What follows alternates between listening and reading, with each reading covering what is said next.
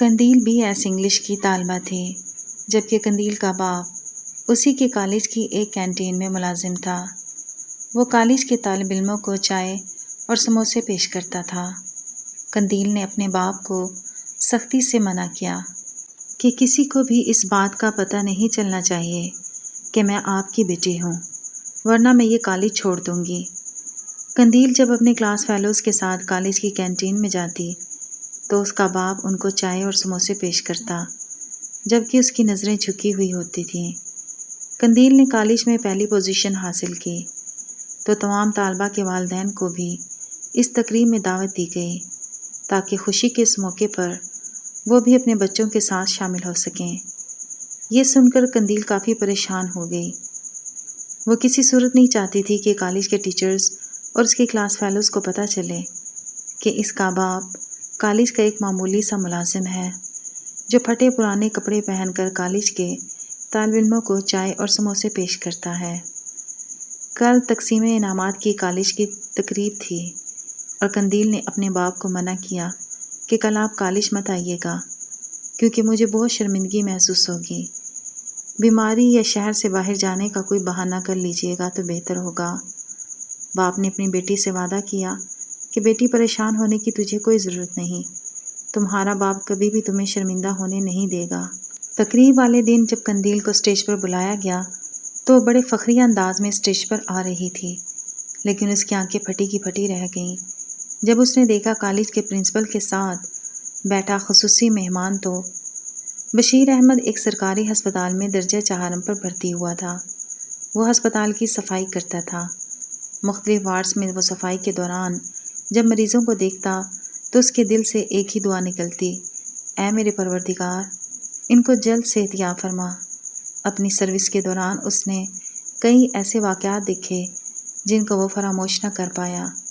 کئی ایسے مریض تھے جو صحت یاب ہو کر واپس گھر کو لوٹ جاتے، کچھ ایسے بھی تھے جن کی موت ہسپتال میں ہی ہوتی تھی۔ ان تمام واقعات میں ایک ایسا واقعہ بھی ہوا جس کو بشیر احمد کسی صورت فراموش نہ کر پایا۔ ایک عورت کو ہسپتال میں لایا گیا جس کی ڈیلیوری بہت قریب تھی۔ وہ درد سے چلا رہی تھی جبکہ اس کا شوہر اسے تسلی دے رہا تھا۔ عورت کی حالت بہت خراب تھی۔ اسے فوراً ایمرجنسی وارڈ میں لایا گیا جہاں پر ایک لیڈی ڈاکٹر نے اس کے شوہر کو بتایا کہ آپ کی بیوی کا بڑا آپریشن ہوگا کیونکہ الٹرا ساؤنڈ سے پتہ چلا ہے کہ بچہ پیٹ میں الٹا ہے اور اس کی نارمل ڈیلیوری اتنی آسان نہیں۔ عورت کا آپریشن جاری تھا جبکہ اس کا شوہر باہر دعائیں مانگ رہا تھا۔ بشیر احمد اس شخص کے پاس گیا اور اسے تسلی دی اور اسے کہا پریشان ہونے کی ضرورت نہیں، اللہ سب بہتر کرے گا۔ مشکل کی اس گھڑی میں ایک چھوٹی سی تسلی بھی بہت بڑی نعمت ہے، لہٰذا اس شخص نے بشیر احمد کا شکریہ ادا کیا۔ تھوڑی دیر بعد لیڈی ڈاکٹر آپریشن تھیٹر سے باہر آئی اور اس شخص کو مبارکباد پیش کی کہ اللہ نے آپ کو ایک بیٹی عطا کی ہے اور آپ کی بیوی خطرے سے باہر ہے۔ یہ سن کر وہ آدمی اللہ کا شکر ادا کرنے لگا اور اب اس کے چہرے پر ایک اطمینان سا تھا۔ اس شخص کی بیوی کچھ عرصہ ہسپتال میں ہی رہی جبکہ بچی کو ایک شیشے کے باکس میں رکھا گیا کیونکہ اسے سانس کا مسئلہ تھا۔ بشیر احمد وارڈ کی صفائی کے دوران اس بچی کو غور سے دیکھتا اور اس کی صحت کے لیے دعا کرتا۔ 3 سے 4 دن بعد بچی کو وہاں سے ڈسچارج کیا گیا اور اپنی ماں کے پاس لایا گیا۔ بچی اب کافی حد تک نارمل ہو چکی تھی اور اپنی ماں کا دودھ پینے کے قابل تھی۔ تقریباً 1 ہفتے بعد اس عورت کو اسپتال سے ڈسچارج کیا گیا۔ اس وقت بشیر احمد باہر سین کی صفائی کر رہا تھا۔ جب اس نے دیکھا عورت کو تو اس کے شوہر نے سہارا دے رکھا تھا اور پھر دونوں ایک گاڑی میں سوار ہوئے، مگر حیرت کی بات تو یہ تھی کہ ان کے ساتھ بچی نہیں تھی۔ بشیر احمد کافی پریشان ہوا کہ وہ دونوں بچی کو ساتھ لے کر کیوں نہیں جا رہے۔ بشیر احمد کو اس بچی سے کافی الفت ہو چکی تھی اور روزانہ 2 سے 3 بار بچی کو ضرور دیکھتا تھا۔ وہ وارڈ کے اندر داخل ہوا تو اس نے دیکھا ایک نرس اسی بچی کو اٹھا کر باہر جا رہی ہے۔ بشیر احمد نے یہی سمجھا کہ بچے کی ماں اور اس کا والد باہر گاڑی میں اپنی بچی کا انتظار کر رہے ہیں اور یہ نرس انہی کے پاس جا رہی ہے، لیکن حیرت کی بات تو یہ تھی کہ ایسا بالکل نہ ہوا۔ میاں بیوی دونوں گاڑی میں سوار ہو کر ہسپتال سے جا چکے تھے جبکہ نرس تیز تیز قدموں کے ساتھ بچی کو لے کر وہاں سے روانہ ہوئی۔ پھر وہ ہسپتال کے گیٹ پر آئی تو بشیر احمد بھی چپکے سے اس کے پیچھے چلنا شروع ہوا۔ گیٹ کے سامنے ایک گاڑی رکی، نرس اس گاڑی میں سوار ہوئی اور پھر وہ گاڑی تیزی سے وہاں سے روانہ ہوئی۔ یہ بات بشیر احمد کو ہضم نہ ہو سکی۔ اس نے اپنی بائک سٹارٹ کی اور اس گاڑی کا پیچھا کرنا شروع کیا۔ وہ گاڑی کا پیچھا کر رہا تھا اور یہی بات سوچ رہا تھا کہ ایسا کیسے ممکن ہے کہ ایک ماں اپنی 7 دن کی بچی کو چھوڑ کر اکیلی گھر چلی جائے، اور یہ نرس بچی کو لے کر آخر کہاں جا رہی ہے۔ گاڑی کی رفتار بہت تیز تھی، لہٰذا بشیر احمد کو بھی بائک کی سپیڈ کافی تیز کرنا پڑی۔ شاید ڈرائیور نے شیشے سے دیکھ لیا تھا کہ گاڑی کا کوئی پیچھا کر رہا ہے، اس لیے اس نے گاڑی کی سپیڈ پہلے سے بھی زیادہ کر دی۔ ٹریفک سگنل پر گاڑی رکی تو بشیر احمد بالکل گاڑی کے قریب آ گیا۔ اس نے اندر جھانک کر دیکھا تو ڈرائیور پسینے سے شرابور تھا اور نرس بھی کافی گھبرائی ہوئی تھی۔ بشیر احمد کی چھٹی حس نے کام کیا اور اس نے سوچنے پر مجبور کیا کہ کچھ نہ کچھ گڑبڑ ضرور ہے۔ یہ بچی اس کے والدین کے پاس تو ہرگز نہیں لے کر جا رہے۔ ٹریفک سگنل سے گاڑی آگے گئی تو بشیر احمد اب گاڑی کے ساتھ ساتھ ہی آ رہا تھا اور پھر اس گاڑی کے سامنے آ گیا۔ ڈرائیور نے موقع کا فائدہ اٹھایا اور گاڑی کو وہیں چھوڑ کر بھاگنا شروع کیا۔ اب اگر بشیر احمد اس ڈرائیور کا پیچھا کرتا تو وہ نرس وہاں سے غائب ہو سکتی تھی، لہٰذا بشیر احمد نے اس ڈرائیور کا ہرگز پیچھا نہ کیا اور اپنی نظریں اس نرس پر مرکوز رکھیں۔ وہ نرس کے قریب آیا اور اس سے پوچھا، یہ بچی کو کہاں لے کر جا رہی ہو؟ سچ سچ بتاؤ ورنہ مجھ سے برا کوئی نہیں ہوگا۔ نرس رونے لگی اور کہا، میری کوئی غلطی نہیں، میں نے کچھ نہیں کیا۔ وہ ایسی ہی باتیں کر رہی تھی جیسے کوئی چوری کر رہی ہو یا پھر بہت بڑا جرم کرنے جا رہی ہو۔ بشیر احمد نے حالات کو بھانپتے ہوئے اس نرس کو سائڈ پر کیا اور کہا، مجھے ساری حقیقت بتاؤ ورنہ میں ابھی پولیس کو بلا لوں گا۔ نرس نے رو کر کہا، خدارا ایسا مت کیجیے، میں آپ کو سب بتاتی ہوں۔ میں خود سے کچھ نہیں کر رہی بلکہ میں تو ایک روح کا حصہ ہوں اور مجھے اس کام کے لیے مجبور کیا گیا ہے۔ میں اس بچی کو رانی بائی کے پاس لے جا رہی ہوں۔ بشیر احمد نے نرس سے پوچھا، یہ رانی بائی کون ہے؟ جس پر نرس نے بتایا کہ وہ نامولود بچیوں کو خریدتی ہے، ان کو پال پوس کر بڑا کرتی ہے اور پھر ان کی مرضی وہ اپنی بچیوں سے کوئی بھی کام لے۔ کچھ بچیوں کو وہ آگے فروخت کر دیتی ہے جبکہ کچھ کو اپنے پاس رکھ لیتی ہے۔ وہ ایک طوائف ہے جس کے ہاتھ بہت لمبے ہیں اور اس نے بڑے بڑے لوگوں سے تعلقات بنا رکھے ہیں۔ بشیر احمد یہ سن کر بہت حیران ہوا اور اس نے نرس سے کہا کہ کیا ان بچیوں کے والدین کو اس بات کا پتہ ہے کہ ان کی بچیوں کو کہاں پہنچایا جاتا ہے، اور وہ سب جان کر بھی اپنی معصوم بچیوں کو ہسپتال چھوڑ کر کیوں چلے جاتے ہیں؟ نرس نے بشیر احمد کو بتایا کہ بات یہ نہیں ہے، وہ بالکل اس بات سے ناواقف ہیں کہ ان کی بچیوں کو کہاں پہنچایا جاتا ہے۔ دراصل کچھ غریب والدین جن کے پہلے بھی کافی بچے ہوتے ہیں اور مہنگائی کے اس دور میں ان کے لیے زیادہ بچے پالنا آسان نہیں، وہ اپنی مرضی سے ہی ان بچیوں کو اسپتال میں چھوڑ کر چلے جاتے ہیں، کیونکہ ڈاکٹر صاحب نے باقاعدہ ان کو بتایا ہوا ہے کہ اگر وہ اپنی مرضی سے کوئی بچی یہاں چھوڑ کر جائیں گے تو اس بچی کو یتیم خانے میں منتقل کیا جائے گا جہاں اس کی بہترین پرورش کی جائے گی۔ دراصل والدین کو سبز باغ دکھائے جاتے ہیں اور بچی کو ہسپتال میں چھوڑنے کے بعد ان کو کچھ پیسے بھی دیے جاتے ہیں۔ ان کو بتایا جاتا ہے ان کی بچیوں کی یتیم خانے میں بہترین پرورش کی جائے گی جہاں ان کی تعلیم صحت کا خیال رکھا جائے گا، اور جوان ہونے پر یتیم خانے کی انتظامیہ ان بچیوں کو عزت کے ساتھ رخصت بھی کرتی ہے۔ مگر یہ سب جھوٹی باتیں ہیں۔ ڈاکٹر صاحب اپنے مختلف لوگوں کے ذریعے ان بچیوں کو رانی بائی کے پاس پہنچاتا ہے اور اس کام کے لیے مختلف نرسوں کی مدد لی جاتی ہے۔ نرسیں بیچاری مجبور ہیں کیونکہ ڈاکٹر صاحب کے پاس ان کی ویڈیوز موجود ہوتی ہیں۔ وہ پہلے ان کو اپنے جال میں پھنساتا ہے، پھر ان سے اس طرح کے کام لیتا ہے۔ جیسے جیسے بشیر احمد یہ تمام باتیں سنتا جا رہا تھا، اس کو ایسے محسوس ہو رہا تھا جیسے وہ بے ہوش ہو جائے گا۔ وہ اپنے آپ کو ملامت کر رہا تھا کہ میرے ہوتے ہوئے یہ کام ہو رہا ہے اور مجھے اس کی بھنک بھی نہ لگی۔ پچھلے 10 سال سے وہ اسی ہسپتال میں تھا، لیکن یہ کام اتنی چالاکی اور خاموشی سے ہو رہا تھا کہ کسی کو کانوں کان خبر بھی نہ ہوتی تھی، حتیٰ کہ ایک ایسے شخص کو بھی نہ پتہ چل سکا جو روزانہ وارڈ اور کمروں کی صفائی کرتا تھا اور اسی ہسپتال کا حصہ تھا۔ مگر اب اس نے ٹھان لیا تھا کہ یہ مکروہ دھندا بند کروائے گا اور مجرموں کو سزا ضرور ملے گی جو ان معصوم بچیوں کو پیدا ہونے کے کچھ دن بعد ہی ایک ایسے ماحول میں پہنچا دیتے ہیں جو ایک جہنم سے کم نہیں۔ بشیر احمد نے تمام مجرموں کو کیفر کردار تک پہنچانے کی ٹھان لی اس نے نرس سے کہا، اب کیا تم اپنے کیے پر پچھتا رہی ہو اور کیا تم میری مدد کرو گی تاکہ میں ان کو پکڑوا سکوں؟ ہاں ضرور میں ان کی مدد کروں گی، مگر میری جان کو خطرہ ہوگا کیونکہ یہ لوگ کافی خطرناک ہیں، ان کا نیٹ ورک کافی وسیع ہے اور جب انہیں یہ پتہ چلے گا کہ میں اب ان کے گینگ کا حصہ نہیں ہوں تو یہ مجھے مارنے کی پوری کوشش کریں گے۔ بشیر احمد بچی کو اپنے گھر لایا اور اپنی بیوی کی گود میں ڈال دیا، جبکہ نرس کو بھی بحفاظت اپنے گھر پہنچایا، مگر وہ ابھی آرام سے نہیں بیٹھ سکتا تھا۔ اس نے بہت سے لوگوں کو بے نقاب کرنا تھا۔ وہ نرس کو اپنے ساتھ پولیس اسٹیشن لے گیا اور اس کے بیانات ریکارڈ کروائے۔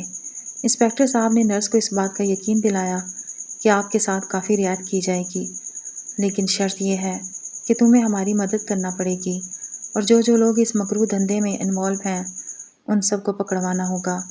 سب سے پہلی پولیس نے اپنے سپاہیوں کی مدد سے اس اسپتال پر چھاپہ مارا اور ڈاکٹر سمیت کافی لوگوں کو گرفتار کیا۔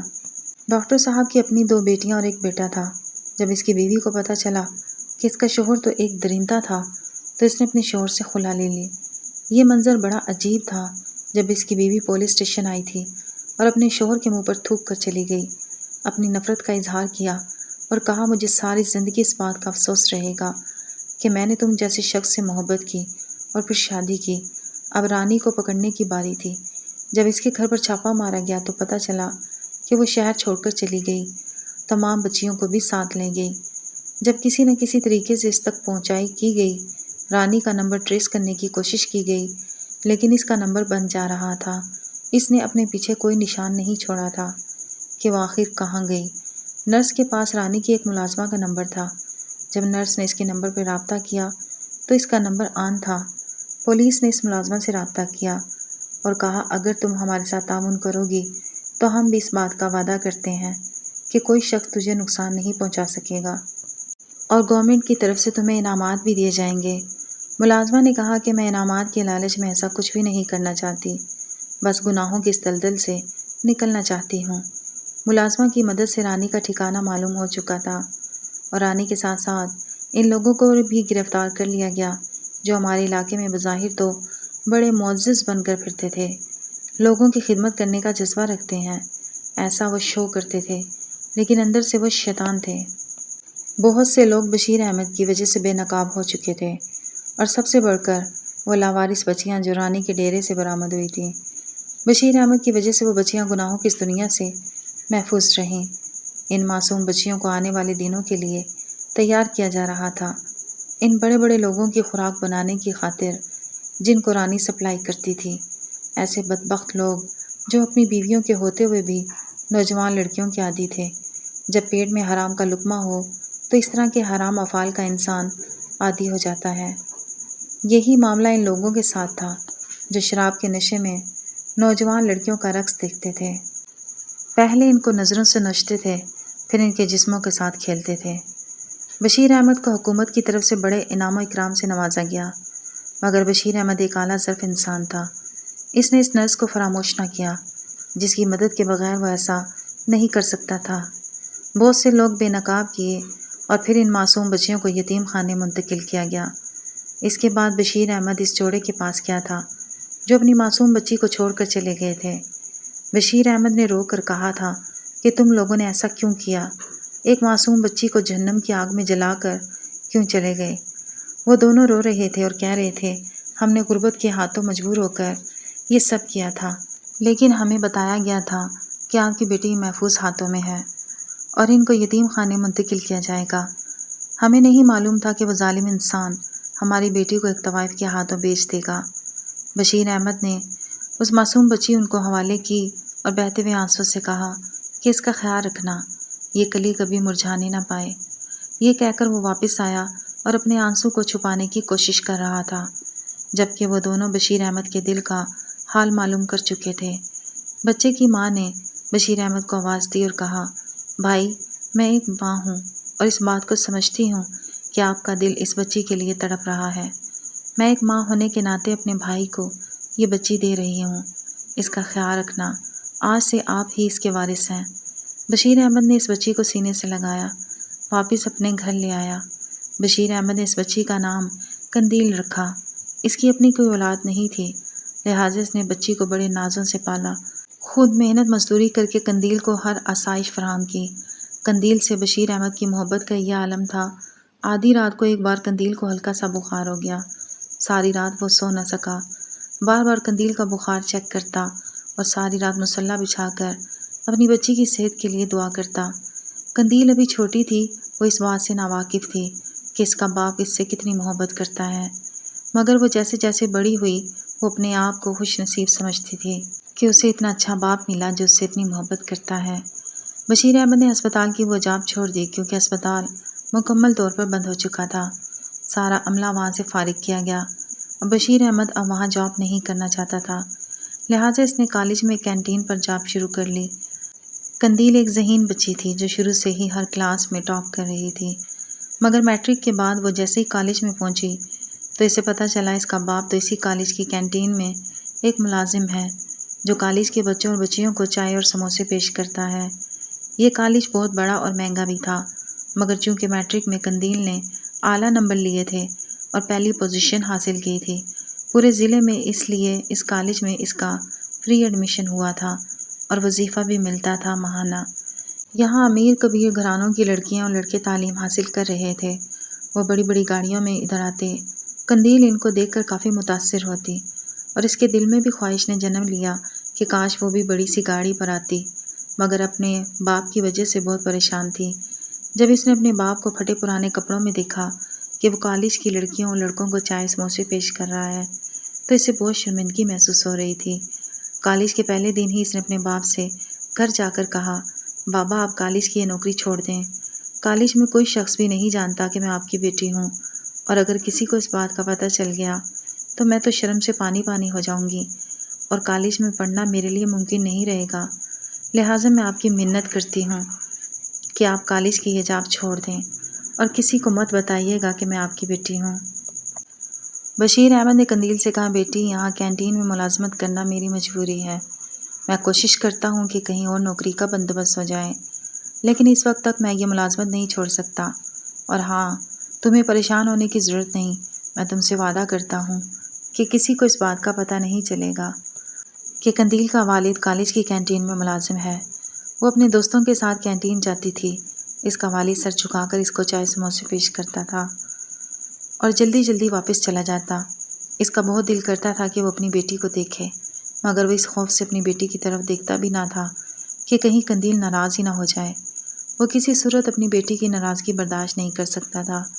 ایک دفعہ اس کی بیوی نے بشیر احمد سے کہا کہ آج قندیل جب کالج سے واپس آئے گی تو میں اس سے بات ضرور کروں گی اور اسے بتاؤں گی کہ آج وہ جس مقام پر ہے صرف اور صرف آپ کی وجہ سے ہی ہے، اور وہ آپ سے اس طرح کا رویہ اختیار کرے گی، میں نے کبھی سوچا نہیں تھا کہ وہ ایسا کرے گی۔ بشیر احمد ہاتھ جوڑ کر اپنی بیوی سے یہی کہتا تھا کہ خدا را ایسا مت کرنا، اور خبردار اگر تو نے قندیل کو کچھ بتانے کی کوشش کی تو وہ جس طرح ہر کلاس میں اعلیٰ نمبر لیتی آئی ہے اسی طرح مجھے امید ہے کہ وہ اس کالج میں بھی ٹاپ کرے گی۔ ڈاکٹر بننا اس کا سپنا ہے اور انشاءاللہ اس کا یہ سپنا ضرور پورا ہوگا۔ بشیر احمد کی اپنی بیٹی کے لیے دعائیں رنگ لائیں اور اس نے کلاس میں ٹاپ کیا، نہ صرف کلاس میں ٹاپ کیا بلکہ ضلع بھر میں پہلی پوزیشن حاصل کی۔ پاس ہونے والے طالب علموں کے لیے کالج میں ایک تقریب کا انعقاد کیا گیا اور تمام طالب علموں کے والدین کو بھی اس تقریب میں شمولیت کی دعوت دی گئی، مگر اس موقع پر بھی قندیل نے اپنے باپ سے کہا، بابا بہتر یہی ہے کہ آپ کچھ دنوں کے لیے شہر سے باہر چلے جائیں۔ بشیر احمد نے بیٹی کے سر پہ ہاتھ رکھا اور کہا، بیٹی فکر کرنے کی کوئی بات نہیں، میری وجہ سے تم کبھی بھی شرمندہ نہیں ہوگی، یہ باپ تمہارا سر کبھی جھکنے نہیں دے گا۔ تقریب کے دن قندیل کو اسٹیج پر بلایا گیا۔ پرنسپل کے ساتھ شہر کی اعلیٰ شخصیات بیٹھی تھیں، مگر پرنسپل کے ساتھ والی کرسی پر جب قندیل کی نظر پڑی تو اس کی آنکھیں باہر آ گئیں۔ جب اس نے دیکھا کہ پرنسپل صاحب کے ساتھ اس کا باپ بیٹھا ہے، وہ بھی مہمان خصوصی کی حیثیت سے، قندیل کو اپنی آنکھوں پر یقین نہیں آ رہا تھا۔ تعارف کے دوران پرنسپل صاحب نے کہا کہ ہمارے درمیان ایک ایسا عظیم شخص موجود ہے جس نے آج سے 20 سال پہلے ایک بچی کو گود لیا تھا، ایک ایسی بچی جس کی وجہ سے اس نے تقریباً 70 بچیوں کی زندگی بچائی تھی، اور وہ بچیاں آج اس تقریب میں شامل ہیں۔ یہ وہ شخص ہے جس نے اپنی جان پر کھیل کر ان بچیوں کو عزت والی زندگی دی۔ اور پھر پرنسپل صاحب نے تعارف میں ہی بشیر احمد کا وہ سارا واقعہ بیان کیا جو ہسپتال میں پیش آیا تھا۔ وہ لڑکیاں اب جوان ہو چکی تھیں۔ ایک ایک کر کے وہ بشیر احمد کے سامنے جھک رہی تھیں اور بشیر احمد ان کے سر کا بوسہ لے رہا تھا، جبکہ شہر کے معزز لوگ بشیر احمد کے سامنے سلوٹ کر رہے تھے اور خود پرنسپل صاحب بھی ان کے سامنے جھک کر سلام کر رہا تھا۔ قندیل بہت رو رہی تھی۔ سب یہی سمجھ رہے تھے کہ یہ خوشی کے آنسو ہیں، لیکن قندیل اس بات پر رو رہی تھی کہ اس کا باپ تو بہت بڑا عظیم انسان تھا، مگر اس نے اپنے باپ کو پہچاننے کی کبھی کوشش ہی نہیں کی۔ ہمیشہ اس کے میلے کپڑے دیکھے اور اس کی حیثیت سے نفرت کرتی رہی۔ قندیل نے انعام وصول کیا، لیکن اس کے دل پر بہت بڑا بوجھ تھا۔ وہ کھل کر رونا چاہتی تھی، لیکن یہ جگہ موزوں نہیں تھی۔ وہ اپنے باپ سے پہلے گھر پہنچ چکی تھی اور بے چینی سے باپ کا انتظار کر رہی تھی۔ جیسے ہی بشیر احمد گھر میں داخل ہوا تو اس کے پیروں میں گر گئی اور دھاڑے مار کر رونے لگی۔ بابا مجھے معاف کر دیں۔ باپ نے اپنی بیٹی کو گلے سے لگایا اور کہا کہ تم میرا فخر ہو۔ اب رونا بند کرو ورنہ میں بھی رونا شروع کر دوں گا۔ قندیل کو زندگی کا سب سے بڑا سبق ملا تھا کہ انسان کو اس کی ظاہری حلیے سے جانچنے کی کبھی کوشش نہ کرو۔ کسی کو بھی اپنے سے کمتر نہ سمجھو۔ ہو سکتا ہے جس کو تم کمتر سمجھ رہے ہو اللہ کے نزدیک تم سے بہتر ہو۔